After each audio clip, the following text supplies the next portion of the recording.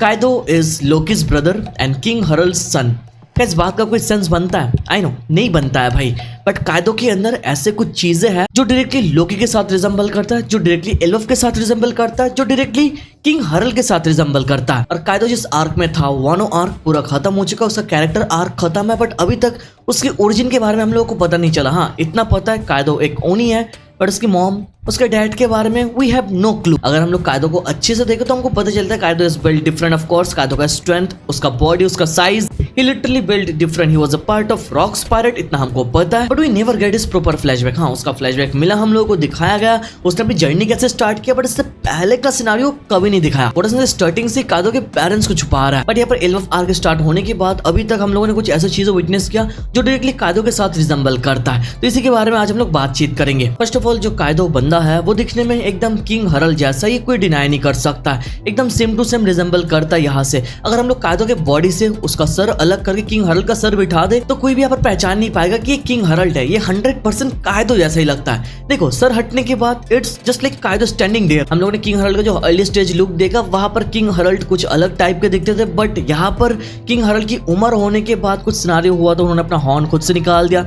इन सब के बाद अगर हम लोग अच्छे से देखें तो king Herald clearly looks like कायदो। तो यहाँ से क्वेश्चन रेज होता है कि क्या कायदो यहाँ पर किंग हरल्ड या फिर लोकी के रिलेटेड हो सकता है? हाँ, पता है इतनी छोटी मोटी सिनारियो इनफ नहीं है बताने के लिए कि कायदो किंग हरल्ड का बेटा है, लोकी का भाई है ना, बट और भी अलग अलग पैरेलल्स है। जैसे कायदो का अटैक, उसने वानो में एक अटैक यूज किया था जिसका नाम था कॉन्क्यूरर ऑफ 3 रियल्म्स रैग्नारोक।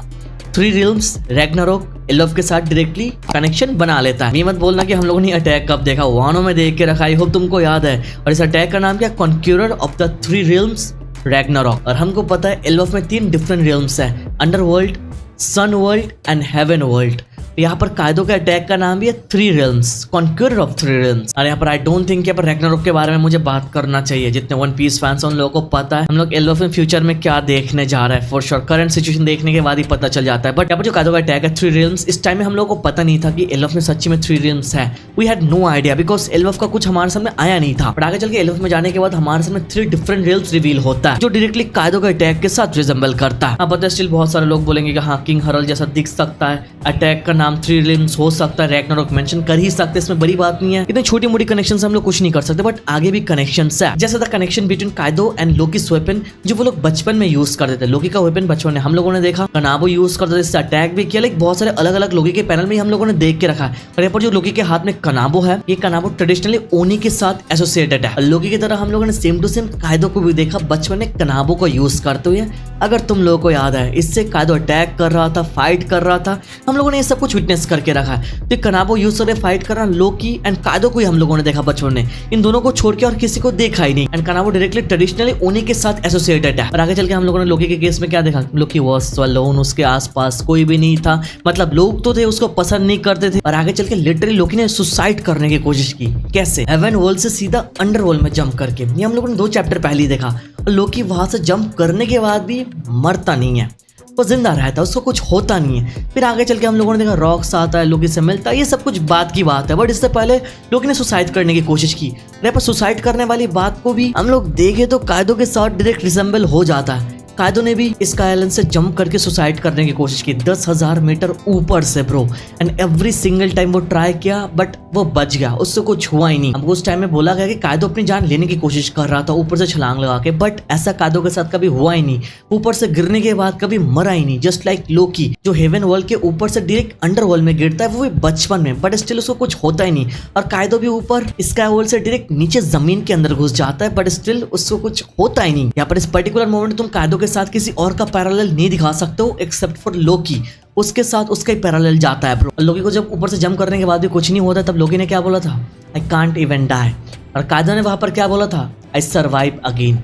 तो देखा जाए तो दोनों का लाइन सिमिलर ही है ब्रो। अगर ये सिनारियो देख के अगर हम लोग आगे बढ़े तो हमको पता चलता है किंग हरल के 3 डिफरेंट सन्स थे with 3 different mothers. First of all Loki जो 67 मीटर्स है, उसके मॉम है ancient giant mother, we know right.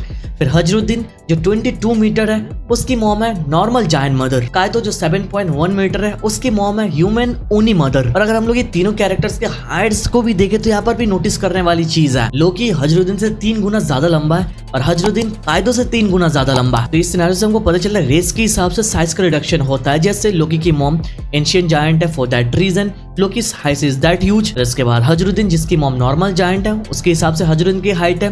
और कायदो जिसकी मॉम एक ओनी है, उसके हिसाब से कायदो का हाइट है। अब यहाँ पर तुम में से बहुत सारे लोग एक सवाल आ सकता है कि भाई कायदो, लोकी, हजरुद्दीन इन तीनों को केस में भाई मॉम के हिसाब से हाइट क्यों जा रही है? Because it's may be a connection और सिस्टम जो ओडा सन से थ्रू आउट द एंटायर एल्बफ में दिखा रहा है। अगर हम लोग यहाँ पर गबन का सिनारियो देखें तो हम लोग इजीली समझ जाएंगे। गबन रिप्ली से शादी किया जो एक जायंट है, और गबन का बेटा कोलोन ह्यूमन साइज नहीं है, वो जायंट साइज है। वो उसकी मॉम की तरह हुआ, गबन की तरह वो नहीं बना। इतनी छोटी सी उम्र में वो कितना ज्यादा बड़ा हो चुका है। इस सिनारियो देख के हमको इजीली समझ में आ जाता है जो हाइट इनहेरिटेंस है वो अपने मॉम से आता है ब्रो, स्पेशली जायंट्स के केस में। अगर इस लॉजिक को देख के हम लोग आगे बढ़े तो या कायदो के केस में उसका हाइट उसकी मॉम जैसा हुआ, जो अभी तक हमारे सामने रिवील नहीं हुआ। और ऊपर से हम लोगों ने देखा किंग हरल्ड के दिमाग में जब आया वो एल्बफ को दूसरे अलग अलग कंट्री से जोड़ेंगे, तब से ना किंग हरल्ड एल्बफ में रहना बंद कर दिए थे। वो लाइक अलग ही जगह हमेशा रहते थे, जिसकी वजह से लोकी अकेला पड़ गया था उसकी मॉम मरने के बाद, बिकॉज उसका बाप भी उसके साथ नहीं था। तो ऐसा हो सकता है किंग हरल्ड अपने जर्नी के टाइम वोडका आइलैंड में गया था और वहां पर एक ह्यूमन या फिर एक ओनी गर्ल से मिला, and there he had a bastard son that is Kaido, जिसको शायद उसने बाद में जाके रिजेक्ट कर दिया। अब यही सिनेरियो हमको एक्सप्लेन करता है कि कायदो की बैक स्टोरी अभी भी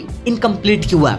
अगर हम लोग कायदो की बैक स्टोरी देखें तो वो बिल्कुल भी कंप्लीट नहीं है ब्रो। कायदो जब 10 साल का था वहां से उसकी बैक स्टोरी स्टार्ट हुई ब्रो, इससे पहले का सिनेरियो हमको कभी दिखाई नहीं गया। Kaido's back story is still incomplete. और कायदो के बैक स्टोरी की स्टार्टिंग से हम लोग को दिखाया pain, suffering, rejection, like starting से उसके साथ कोई भी नहीं था ब्रो। और इन सब के बाद आगे हम लोग थोड़ा थोड़ा करके कायदो की जर्नी विटनेस किया, और आगे हमको पता चला कायदो अपने आप को जॉय बॉय मानता है। उसको लगता है कि वो यहाँ पर जॉय बॉय है, बट ये अलग बात है कि हमको तो पता था कि वो जॉय बॉय नहीं है, it's a boy Luffy. But Kaido always believe that he is maybe Joy Boy, and interestingly Kaido की तरह लोकी भी अपने आप को जॉय बॉय मानता है।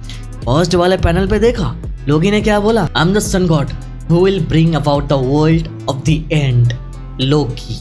ये भी तो 100% पैरेलल है ना। इतने सारे अलग अलग डिफरेंट सिनेरियोस है जो कायदो को लोकी के साथ जोड़ता है, जो कायदो को एल्बफ के साथ जोड़ता है, जो कायदो को किंग हरल्ड के साथ जोड़ता है। और अगर ये पूरे सिनेरियो को हम लोग साइड में रखें तो एक सवाल, कायदो का लाइफ लॉन्ग बॉन्ड किसके साथ है?